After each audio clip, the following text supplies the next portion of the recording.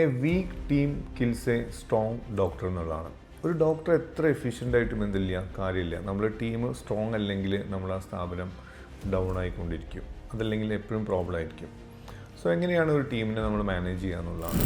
Basically നമുക്കൊരു 5 കാര്യങ്ങൾ ഏറ്റവും പ്രധാനമായിട്ട് ഒരു ടീമിനെ മാനേജ് ചെയ്യാൻ നമ്മൾ ആസ് എ ക്ലിനിക് ഓണർ നമ്മൾ ശ്രദ്ധിക്കണം. അതിൽ ഒന്നാണ് പ്രോപ്പർ ട്രെയിനിങ് സിസ്റ്റം സെറ്റ് ചെയ്യാം. ഒരു പ്രോപ്പറായിട്ട് എന്താണോ അവർ ജോബ് അതിലേക്കൊരു ട്രെയിനിങ് സിസ്റ്റം ഇൻ ഹൗസിൽ നമ്മൾ സെറ്റ് ചെയ്യുക എന്നുള്ളതാണ്. Second one, role clarity. അവരെന്ത് ചെയ്യണം എന്ത് ചെയ്യണ്ട എന്നുള്ളതിനെക്കുറിച്ചുള്ള ഒരു റിട്ടേൺ ആയിട്ടുള്ള ഫോർമാറ്റിൽ ജോബ് ഡിസ്ക്രിപ്ഷൻസ് ആയിട്ട് എന്ത് ചെയ്യുക, റോൾ ക്ലാരിറ്റി ഡിഫൈൻ ചെയ്ത് കൊടുക്കുക എന്നുള്ളതാണ്. തേർഡ് വൺ എന്ന് പറഞ്ഞു കഴിഞ്ഞാൽ നമ്മളൊരു ഡിസിഷൻ എടുക്കുമ്പോൾ ഇമോഷണൽ ഡിസിഷൻ എടുക്കാതെ ഡാറ്റ വൈസിലായിട്ടുള്ള ഒരു ഡിസിഷൻ, ഒരു സ്ട്രോങ് ആയിട്ടുള്ള സ്ട്രാറ്റജിക് ഡിസിഷനിലേക്ക് നമ്മൾ മൂവ് ചെയ്യാം. ലീവിൻ്റെ കേസാണെങ്കിലും മറ്റുള്ളതാണെങ്കിലും.